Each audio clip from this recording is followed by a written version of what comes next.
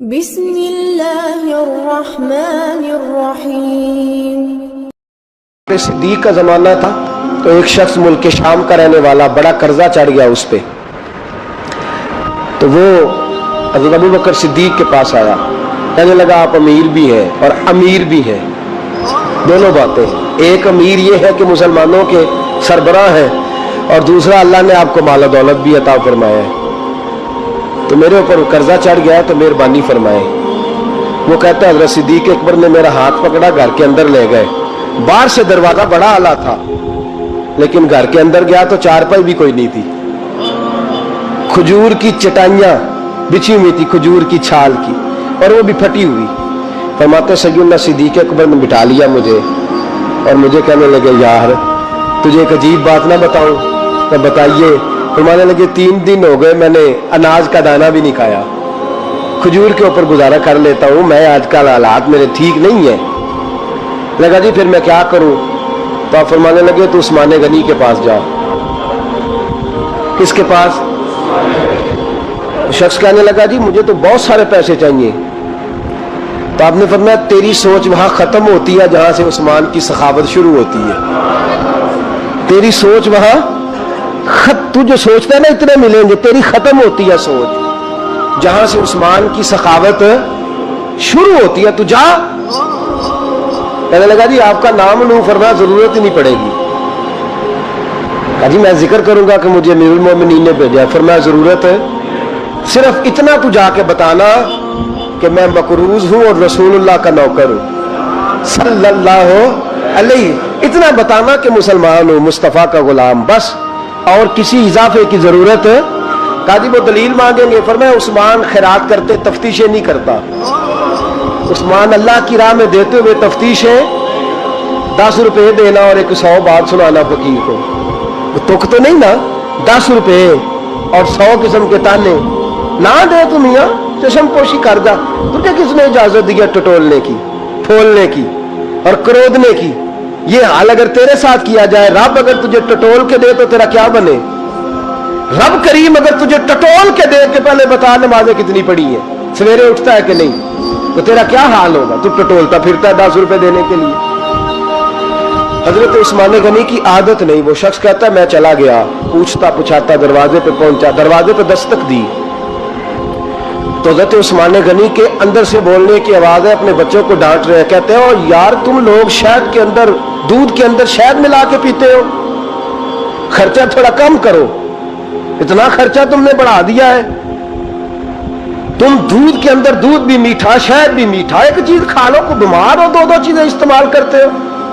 کہتے ہیں میں نے کہا ابو بکر تو بڑی باتیں بتا رہے تھے، اور اس قسم کے کئی واقعات حضرت عثمان غنی کے ساتھ ہوئے، وہ تو بڑی باتیں بتا رہے تھے، اور یہ آدمی دودھ شہد سے لڑائی کر رہا ہے اور مجھے کئی ہزار درہم چاہیے، دینار چاہیے، مجھے دے گا؟ فرماتے اب وہ ڈانٹ کے باہر آئے، میں دروازے پہ تھا، آتے کہنے لگے میں آیا نا تو جب میں نے السلام علیکم کہا تو وہ سمجھ گئے میں مسلمان ہوں۔ کہتے وعلیکم کہا تو پہلا جملہ انہوں نے جو بولا وہ ان کے بڑے پن کا مظاہرہ تھا۔ کہنے لگے بچوں کو ایک بات سمجھانی تھی، آنے میں مجھے 1.5-2 منٹ لگ گئے، تو دروازے پہ کھڑا رہا، مجھے معاف کر دینا۔ بڑے لوگوں کی بڑی باتیں، بڑے لوگوں کی بڑی باتیں، اتنا بڑا قد ہے اتنا بڑا اخلاق ہے۔ کہنے لگے تجھے ایک بات بچوں سے کرنے لگ گیا تھا، تجھے انتظار کرنا پڑا، ذرا درگزر کرنا۔ کہتے ہیں پھر انہوں نے دروازہ کھولا، جو اس وقت ان کا ماحول تھا، حویلی کا، ڈرائنگ روم کا، جو بھی، مجھے بٹھایا۔ کہتے ہیں میرے لیے جو پہلی چیز آئی وہ دودھ کے اندر شہد ڈال کے وہ لائے۔ کہتے ہیں میرے دل میں خیال آیا گھر میں جھگڑا کر رہے تھے، مجھے پلایا، اس کے بعد کھجوروں کا حلوہ آ گیا۔ کہتے ہیں میں نے کہا بچوں کو کہہ رہے تھے ایک میٹھی چیز استعمال کرو، میرے لیے 3 آ گئی ہے، 3 آ گئی، عجیب شخص ہے۔ کہتے ہیں میں لیکن ابھی میرا تصور جمع نہیں، میں نے کہا اتنا تگڑا نہیں جتنا حضرت ابو بکر نے بتایا ہے۔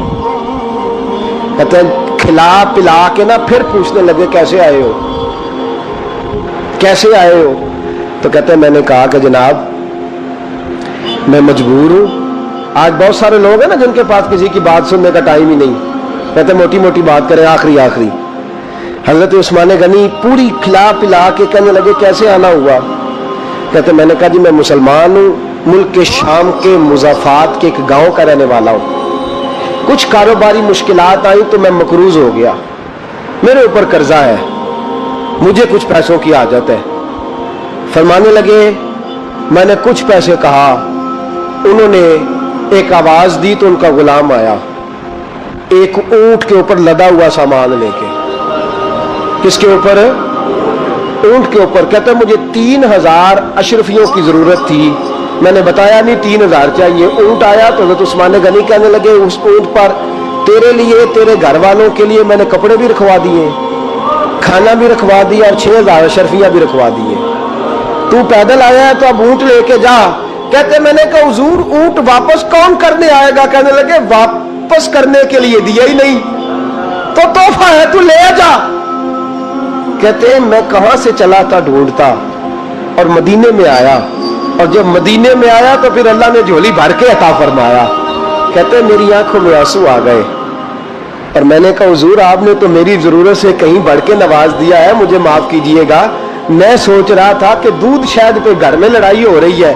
आप फरमाने लगे रब ने जो मुझे पैसे दिए हैं इसलिए नहीं दिए कि मेरी औलादे मौज मस्ती करती फिरे, मेरे मालिक ने मुझे नवाजा है ताकि मैं मोहम्मद अरबी की उम्मत की नौकरी करूं सल्लल्लाहु अलैहि। ये सखावत का हाल। फरमाते मैंने नहीं बताया कि मुझे सैयदना सिद्दीक़ अकबर ने भेजा है।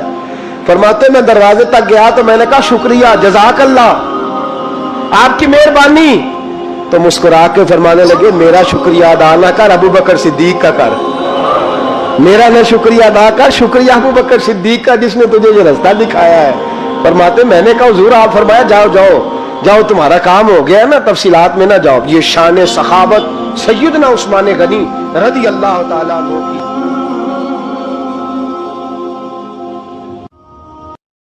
हजरत उस्मान गनी रज़ी अल्लाह ताला अन्हु फरमाते हैं कि जिस दिन हुजूर ने तबूक के लिए जैश उसरा के लिए ऐलान किया ना, तो हजरत उस्मान गनी फरमाते हैं कि हजरत अबू बकर सिद्दीक तो सारा माल ले आए थे, जनाब उमर आधा ले आए थे, मौला अली शेर खुदा ने जी खोल के दिया था, लेकिन 800 घोड़े बमा पालान की जरूरत थी, यानी 800 फौजियों का खर्चा। अपने लफ्जों में बात कर रहा हूं। फौजी का खर्चा क्या होता था कि फौजी का घोड़ा भी चाहिए, घोड़े के साथ कजावा भी चाहिए, तलवार भी चाहिए, नेजा भी चाहिए, तीर भी चाहिए, लोहे की जैकेट भी चाहिए। हजरत उस्मान गनी कहते हैं नबी पाक ने ऐलान करना शुरू किया। एक दफा ऐलान किया तो मैंने कहा हुजूर 200 फौजी का खर्चा मेरा। तो नबी पाक ने दूसरी दफा ऐलान किया तो कोई उठा ही नहीं, जिन्होंने देना था वो तो सारा कुछ पहले ही दे चुके थे, कोई उठा नहीं। कहते मुझे बड़ा अजीब लगा कि मेरे मुस्तफा ऐलान करें। हजरत उस्मान गनी फरमाते हैं, शाह वलीउल्लाह साहब ने इजालतुल खिफा में लिखा है कि यूं पकड़ के कहते मैंने अपना ना गिरेबान पकड़ लिया, उस्मान तेरे नबी को ऐलान करना पड़ रहा। कहते 1000 फौजी का खर्चा चाहिए था, 1000 का। उस्मान कहते तीसरी दफा हुजूर ने ऐलान किया तो कहा यार 200 और डाल ले। सुनो सखी किसको कहते? हजरत उस्मान गनी रज़ी अल्लाह ताला अन्हु फरमाते मेरे पास कुल खर्चा मेरे पास 800 फौजियों का था, मैं सारा कुछ भी घर से ले आऊं तो 1000 में फिर भी पूरा नहीं कर सकता था। लेकिन जब नबी पाक ने चौथी दफा कहा ना कि उठो भाई अभी खर्चा चाहिए, उस्मान कहते मुझे लगता था मेरे गिरेबान फट जाएगा, यार मेरे महबूब को ऐलान करना पड़ रहा है। उस्मान गनी फरमाते मैं उठ के खड़ा हुआ, मैंने कहा हुजूर अब आपने ऐलान नहीं करना, आप 1000 ही मेरे खाते में डाल दे, मैं सबका बंदोबस्त करा दूंगा।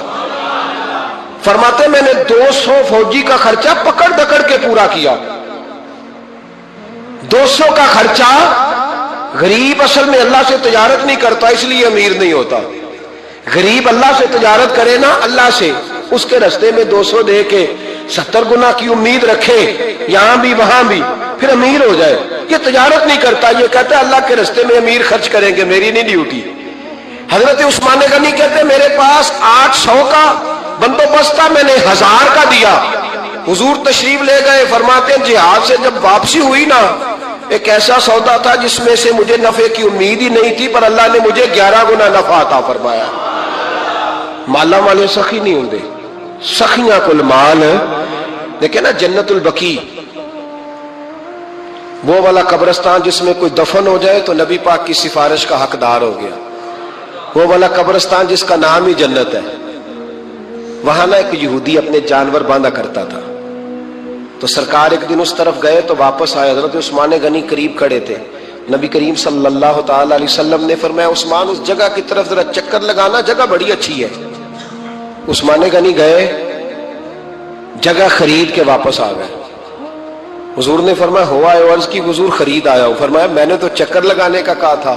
کہا یا رسول اللہ آپ نے یہ بھی تو فرمایا تھا جگہ بڑی اچھی ہے، تو جس کو آپ نے اچھا کہہ دیا یہودی کے پاس تو نہیں نہ رہنی چاہیے، تو میں نے خرید دی۔ شرم نہیں آتی لوگوں کو۔ حضرت عثمان کے بارے میں بات کرتے ہیں، جس قبرستان میں سیدہ پاک بی بی صاحبہ حضرت فاطمہ الزہرا آرام کر رہی ہے، وہ زمین حضرت عثمان نے تحفہ دی ہے۔ حیا نہیں آتی بات کرتے؟ شرم نہیں آتی؟ یہ صدقہ سیدہ فاطمہ کا ہی ہے، انہی کے لیے اللہ نے تحفہ دیا، اور اس کے پیسے حضرت عثمان غنی نے ادا کیے۔ پھر اس قبرستان میں سیدہ پاک نے آرام کیا، پھر اسی قبرستان میں عثمان ابن مسعود نے آرام کیا، پھر اسی قبرستان میں حضرت حلیمہ سعدیہ لیٹی ہوئی ہے، اسی قبرستان کے اندر نبی پاک کی زوجہ سیدہ عائشہ آرام کرتی ہے، پھر اسی زمین پر میرے محبوب کے پیارے نواسے امام حسن آرام فرمائے۔ حضرت عثمان غنی رضی اللہ تعالیٰ عنہ کے بارے میں بات کرتے تیری زبان نہیں کانپتی؟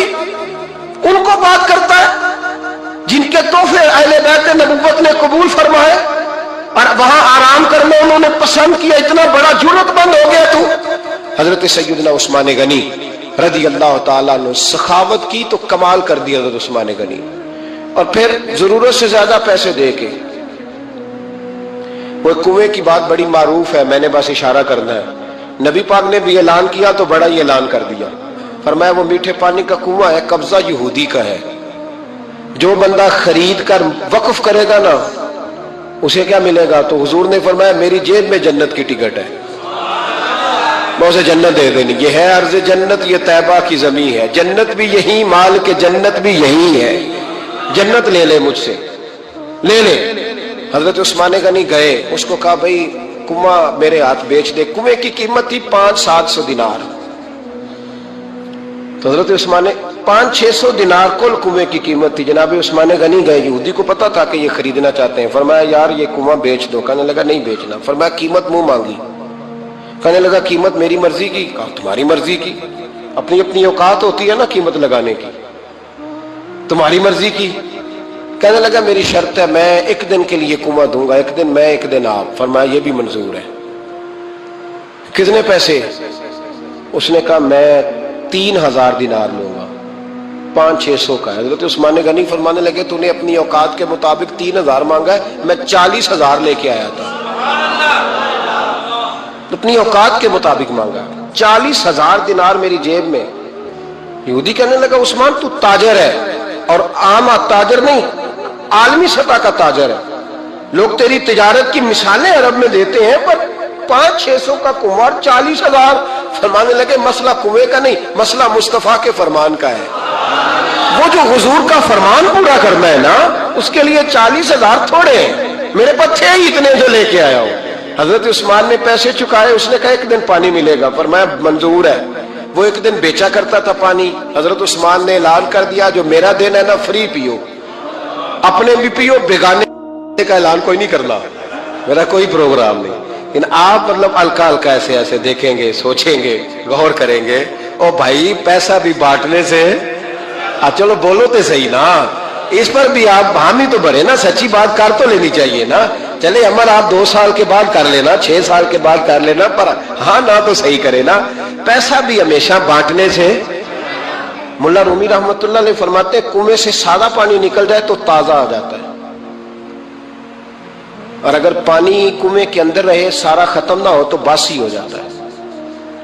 اس لیے فرمایا کرتے تھے میں اس کنویں سے پانی پیتا ہوں جس پہ رش زیادہ ہوتا ہے، اس لیے کہ وہاں سے پانی ختم ہوتا ہے تو تازہ آتا رہتا ہے۔ فرماتے تو اللہ کے راستے میں سارا خرچ کر دے، اللہ تازے عطا کر دے گا اور پہلے سے زیادہ عطا کر دے گا۔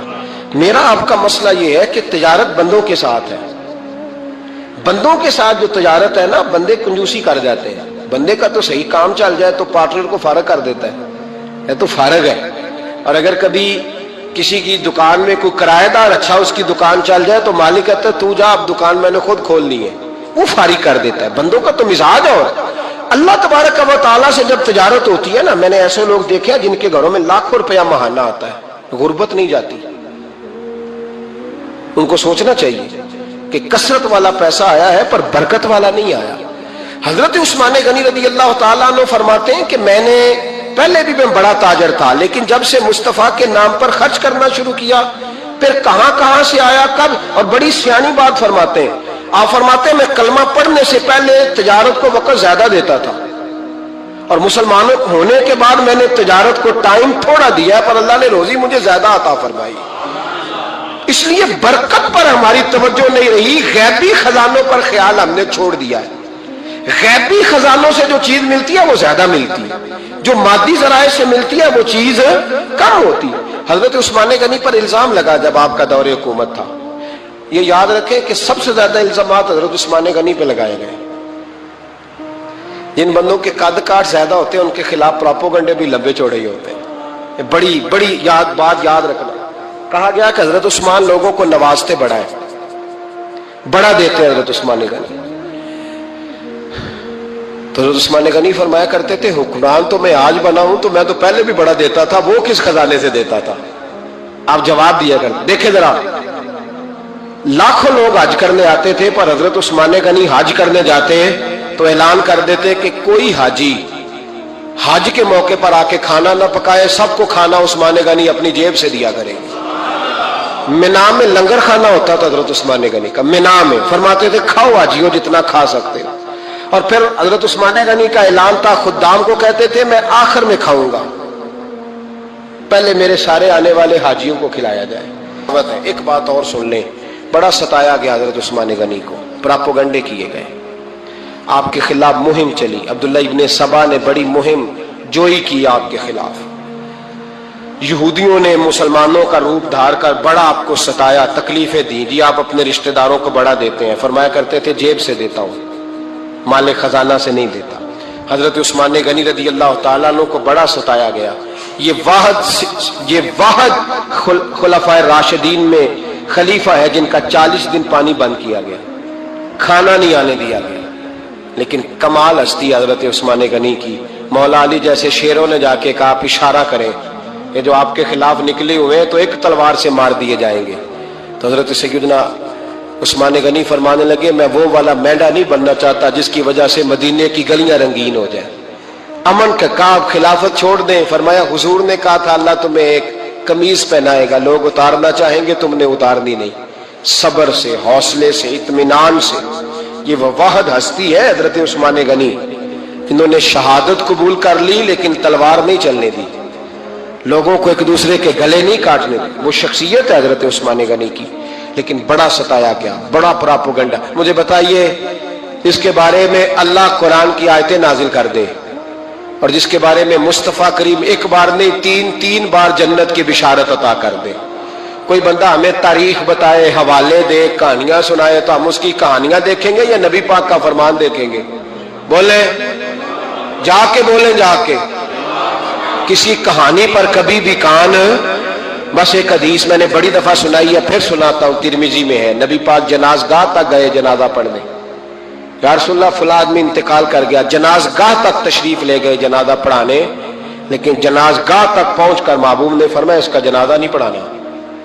یا رسول اللہ کیوں؟ فرمایا اس لیے کہ یہ عثمان غنی سے بغض رکھتا تھا، تو حضور تو اس کا جنازہ نہیں پڑھتے۔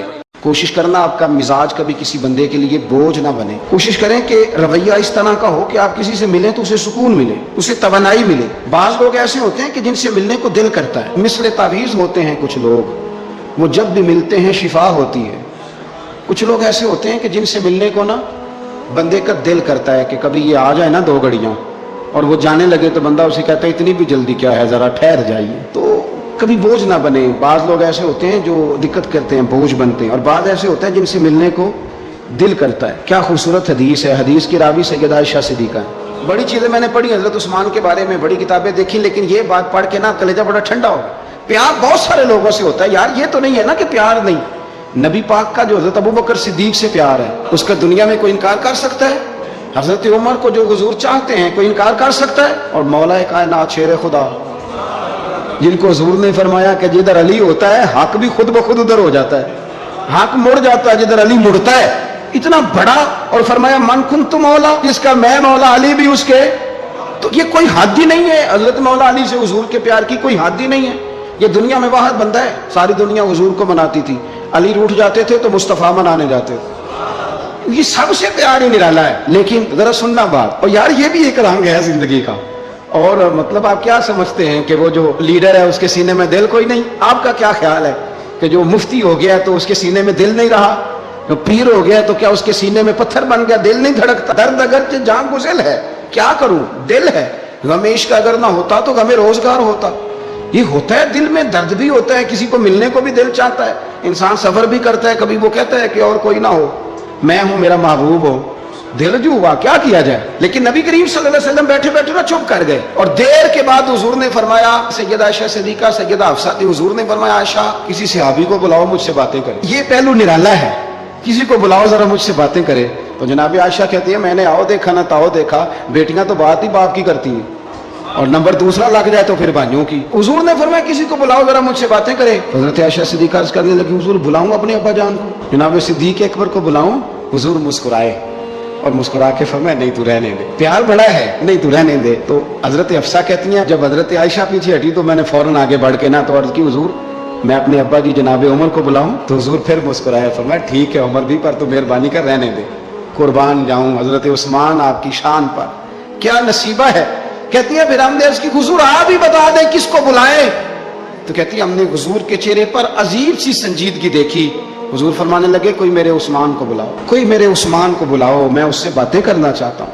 कहती है पैगाम चला गया, उस्मान आ गए, पर्दा गिर गया, बीबियां अंदर चली गई, हुजूर ने पहलू में बिठा लिया, मेरे नबी ने माथा भी चूमा, हुजूर ने प्यार भी किया और फरमाया उस्मान उस दिन साबित कदम रहना जिस दिन लोग तुम्हें शहीद करेंगे, उस्मान उस दिन साबित कदम रहना जिस दिन फितने उठेंगे, उस दिन साबित कदम रहना जब लोग तेरी कमीज उतारना चाहेंगे जो अल्लाह ने तुझे पहनाई होगी। फरमाया उस दिन साबित कदम रहना।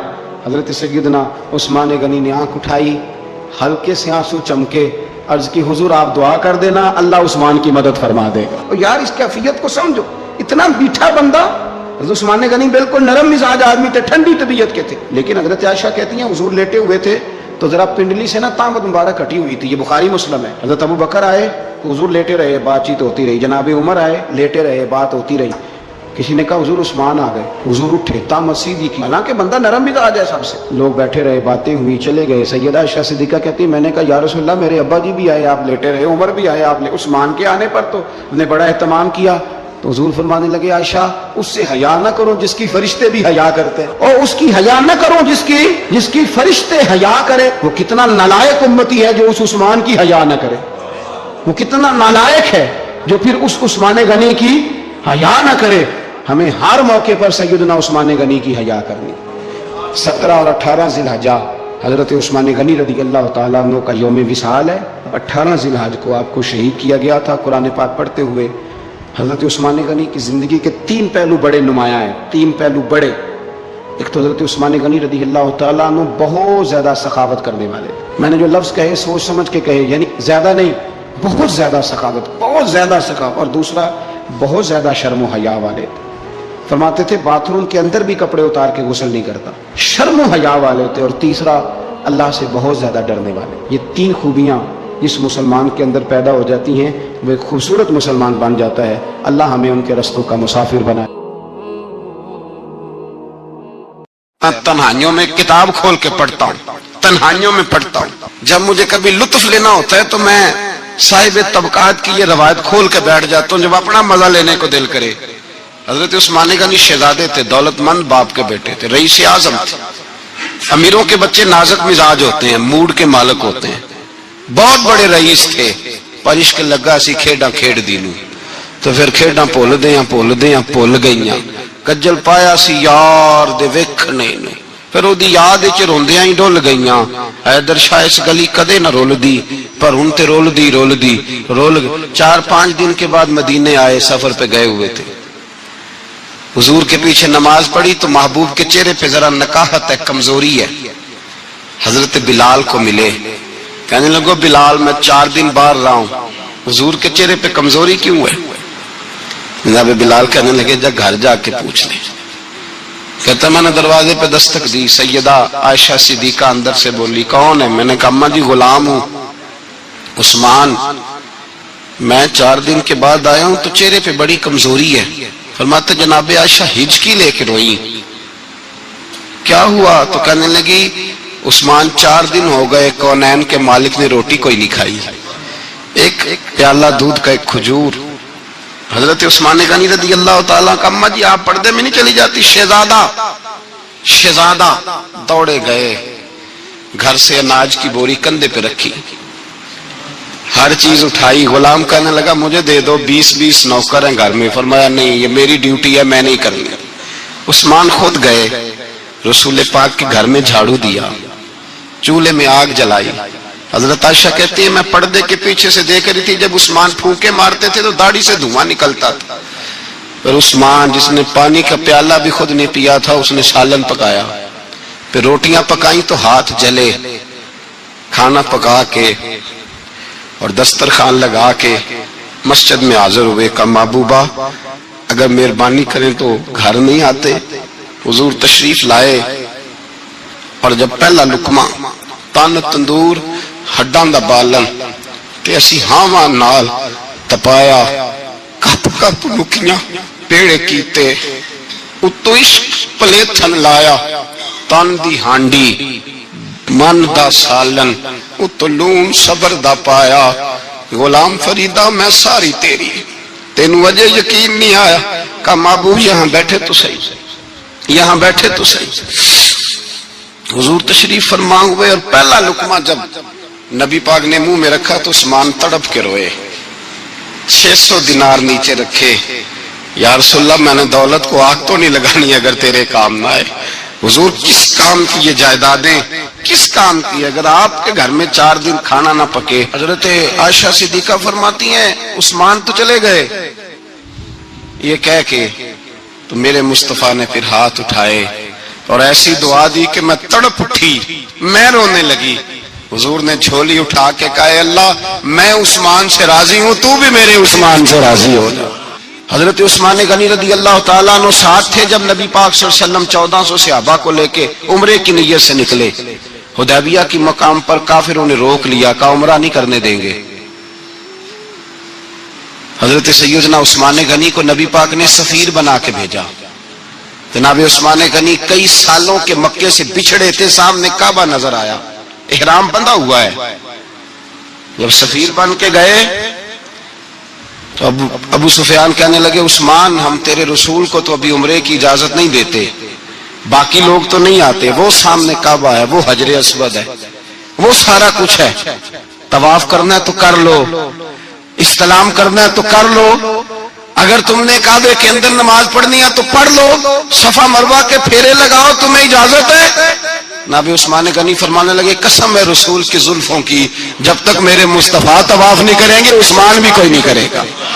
عثمان بھی وہ کون سا طواف ہے جس میں طواف اور مدینے والا نہ ہو؟ وہ کون سا عمرہ ہے جس میں عمرہ ہو اور رسول پاک نہ ہو؟ وہ کون سا حج ہے جس میں حج ہو اور امام الانبیاء نہ ہو؟